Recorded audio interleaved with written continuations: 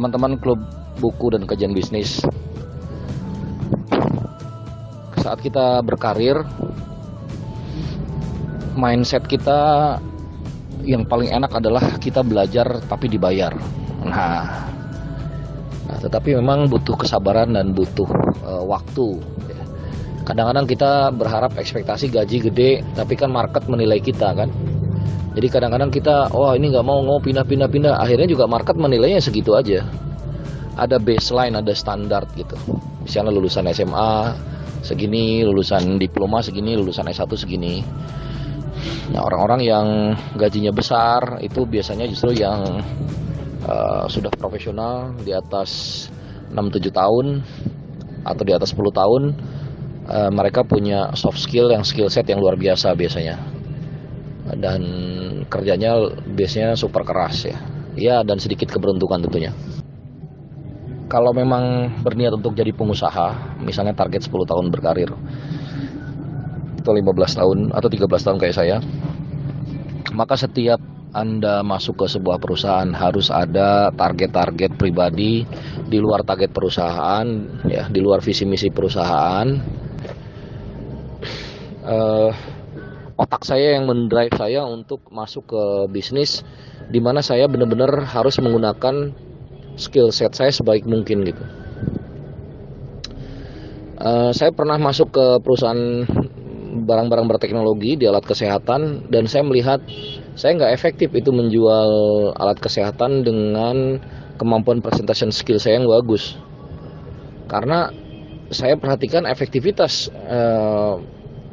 jualan itu, dan pada waktu itu masih belum ada lelang ya, masih APBN, APBD, itu lebih banyak pada lobby-lobby dan entertainment dari owner perusahaan atau direksi.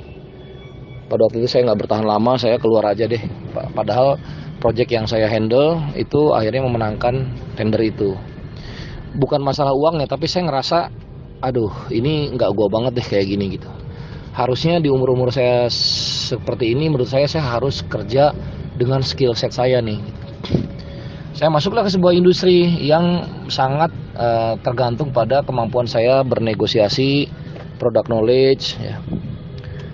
Nggak taunya industrinya lesu ya, ada pengurangan karyawan, saya termasuk yang dikeluarkan. Nah, di situ pedih sekali. Itulah idealisme yang terkadang anak-anak muda nggak sabar gitu, terus ingin mencapai sesuatu yang sesuai keinginan, padahal market itu berpikirnya berbeda gitu. Butuhnya ya, misalnya saya butuhnya kamu sales ya udah bekerja ya, nggak usah kebanyakan aneh-aneh, nurut sama pimpinan ya sudah jalanin. Kamu bekerja di sini administrasi ya, kerjaanmu begini, udah selesaikan tugas-tugas kamu ya sudah. Nah, seandainya kita bukan human being ya, kita jadi alat atau robot, mungkin pekerjaan-pekerjaan itu atau tugas-tugas itu akan selesai gitu. Kehidupan berlanjut ya, punya istri, punya anak ya, rezeki juga alhamdulillah Allah kasih kesempatan-kesempatan lain, soft skill set makin bertambah, wawasan makin berkembang, kemampuan komunikasi dengan pewawancara juga makin bagus gitu, pandai juga menjual diri, akhirnya ya diterima juga di perusahaan-perusahaan besar kan. Akhirnya saya menemukan industri yang saya geluti sekarang, yaitu di bidang air yang irisannya dengan rumah sakit. Akhirnya saya menemukan itu, akhirnya saya bisa menjadi sales terbaik ya. Pada waktu itu perjualan cukup tinggi ya untuk ukuran perusahaan itu gitu. Dan mengubah permainan atau konsep produk water treatment untuk rumah sakit menjadi sesuatu yang menarik sesuai dengan kemampuan saya ilmu sistem. Jadi saya bikin sistem yang terintegrasi pada waktu itu. Ini menarik sekali ya. Jadi satu pencapaian. Disitulah saya mulai merasakan pindah kerja dari perusahaan yang membawa karir saya itu sampai 5 kali lipat gaji saya, karena mindset dan mentalitas saya berubah total pada waktu itu, sehingga market menerima saya dengan gaji yang sangat tinggi untuk ukuran saya ya. Di dunia pengusaha itu sebenarnya adalah sama, dunia bekerja juga, cuman dengan resiko dan tingkat kreativitas yang jauh lebih lega ya, lebih lebar. Jadi kalau bekerja resiko Anda dibagi oleh pimpinan, anak buah, dan owners, maka di dunia bisnis semua resiko itu tertumpu ke Anda gitu. Pilihan ada di Anda memang, apakah misalnya ada resiko yang merugikan perusahaan, Anda mau deliver ke karyawan lagi, mau didistribusikan lagi ke pelanggan misalnya, itu pilihan ada di Anda tuh. Di awal bisnis ya, Anda ciptakan sistem juga harus ada yang kontrol kan. Jadi sangat penting ya mindset kita pada saat kita bekerja itu benar-benar resiko itu kita seolah kita tanggung sebagai pengusaha gitu dalam diri gitu. Jadi kalau gagal apa, Anda harus tidak pernah menyalahkan orang lain, tidak boleh menyalahkan orang lain misalnya ketika Anda salah. Karena mindset itu akan terbawa pada saat Anda berbisnis. Mentalitas untuk tidak menyalahkan orang lain ini akan bagus nanti untuk bisnis gitu. Dan Anda akan cepat berdamai nih ketika Anda jatuh bangun lagi gitu. Ya. Banyak skill set atau soft skill yang didapat dari dunia kerja ya. Itu bisa kita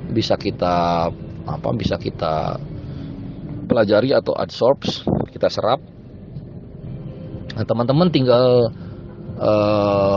fokuskan aja dalam karir mana yang teman-teman ingin garap lebih lanjut. Jadi di situ di perusahaan ada fasilitas training segala macam.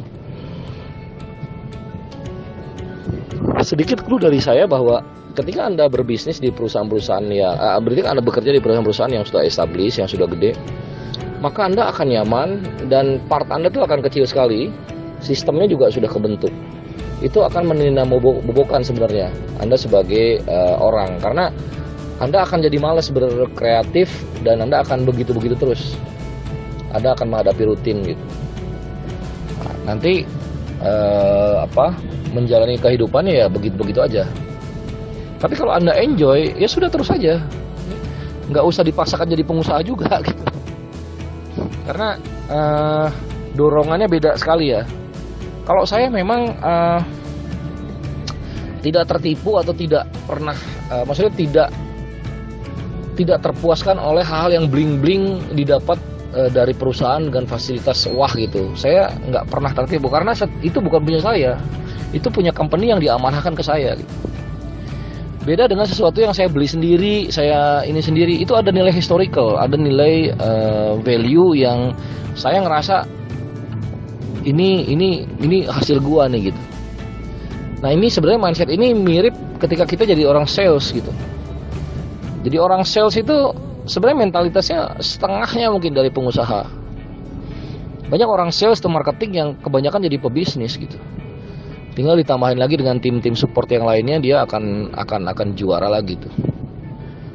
Begitu mungkin teman-teman, sedikit sharing dari saya, semoga bermanfaat.